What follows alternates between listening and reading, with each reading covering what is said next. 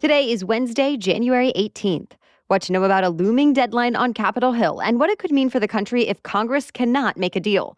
Also, China's shrinking population could change the whole global economy. Meanwhile, the world's billionaires are getting a lot richer.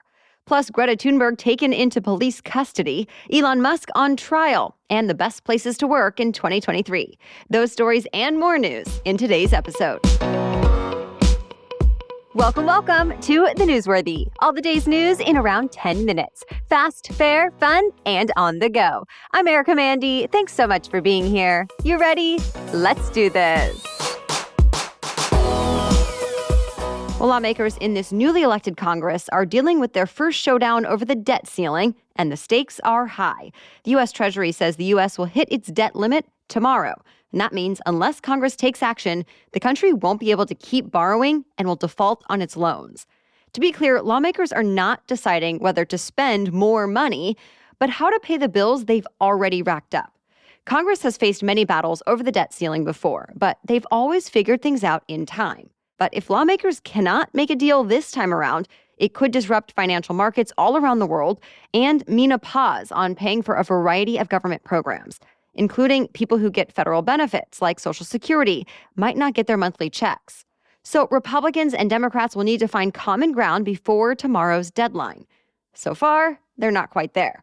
House Speaker Kevin McCarthy says in exchange for raising the debt limit, he and his fellow Republicans want to see spending cuts. But the Biden administration says they're holding the U.S. economy hostage and that lawmakers need to raise the debt ceiling without any preconditions. Since they're at a stalemate, the Treasury Secretary says she's also looking into ways to move the absolute deadline back a little by doing things like suspending payments to federal employees' retirement funds. To be continued.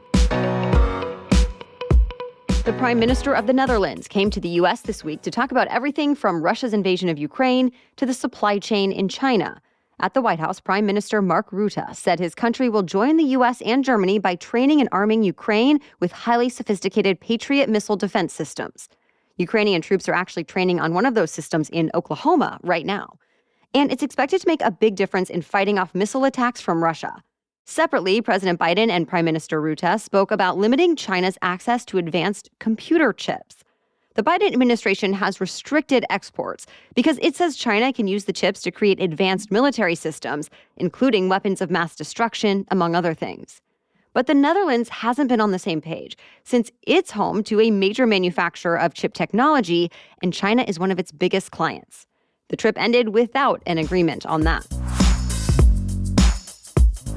China's population is getting smaller for the first time in more than 60 years. The Chinese government put out new data that said there were about 1.4 billion people living there at the end of 2022. That still makes China the most populous country in the world, but it's about 850,000 fewer people than there were at the end of 2021. And this trend is expected to continue since the birth rate is set to keep going down. Economists say all this could have a big impact on the whole world. The fear is a smaller Chinese workforce could mean higher labor costs for everyone who does business there, since the large pool of factory workers available will start to go down. On the other hand, there are some economists who say there's reason to be optimistic, since China is adding automation and other technology to its factories, so there might not be as much need for so many workers anyway. Either way, experts say leaders will start to view China's place in the world differently as its population keeps changing. The richest people in the world have been getting a lot richer, much faster than anyone else. The anti-poverty group Oxfam released a report this week that says the top 1% have brought in nearly twice as much new wealth as the rest of the world in the last 2 years. And for every dollar earned by a person in the bottom 90%, a billionaire got 1.7 million. Oxfam says this is just part of a trend that's been going on for the last decade. It's calling on world leaders to raise taxes on the ultra-wealthy, just to bring numbers back to where they were in 2012. It says even a tax of up to 5% of the world's billionaires would raise enough money to lift 2 billion people out of poverty and fund a global plan to end hunger. But 11 countries actually cut taxes on the rich over the last couple of years, and dozens more froze taxes where they are now. They argue tax breaks boost businesses and spending, and with that, entire economies grow. Expect that debate to continue. You probably remember RSV is one of the viruses that has caused a surge of hospital visits in recent months, especially among older adults and kids under 5. Well, now drug maker Moderna says a vaccine for older adults is on the way. Moderna released results from its trial and found its RSV vaccine was nearly 84% effective against lower respiratory diseases caused by RSV in people 60 and older, looking specifically at cases with at least 2 symptoms like cough and fever. There's currently no vaccine available for RSV, and the virus can lead to health problems like pneumonia and difficulty breathing. It can even be deadly. Moderna now plans to apply for FDA approval in the first half of this year. Though it's worth noting, drug giants Pfizer and GSK have already applied for FDA approval for their RSV vaccine, also for older adults. And Johnson & Johnson is working on one too. Moderna is also studying a kids version of an RSV vaccine. And 2 other companies have already co-developed an antibody-based drug to try and prevent RSV in infants. More news is still coming up, but first, a quick break for our sponsor. In order to do things well this new year, we can't do everything on our own. We need helpful people and tools in our lives to make some things easier.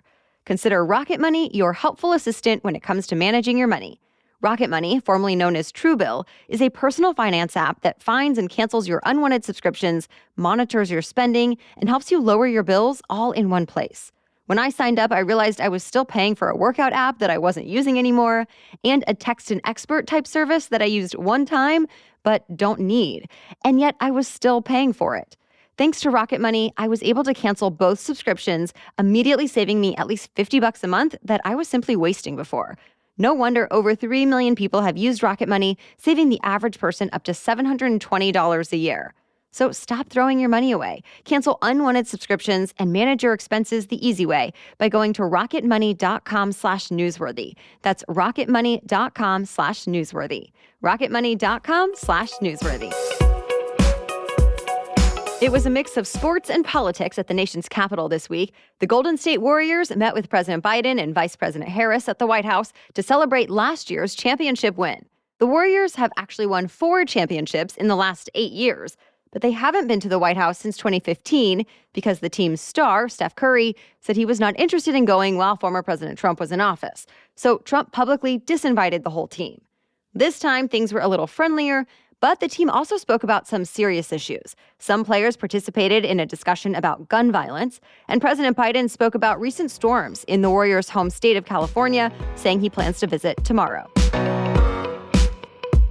A famous climate activist is sparking another debate on social media, this time over a run-in with police. Greta Thunberg was detained in Germany as she was protesting against a coal mine's expansion.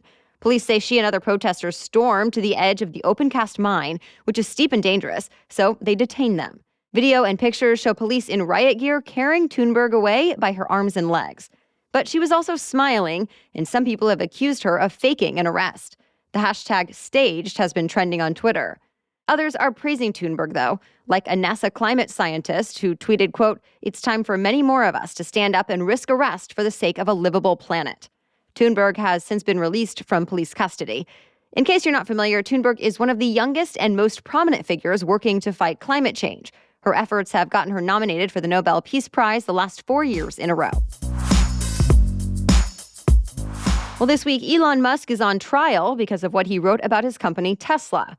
This all goes back to 2018. Before Musk owned Twitter, he tweeted to say that he secured funding to take Tesla private at $420 a share.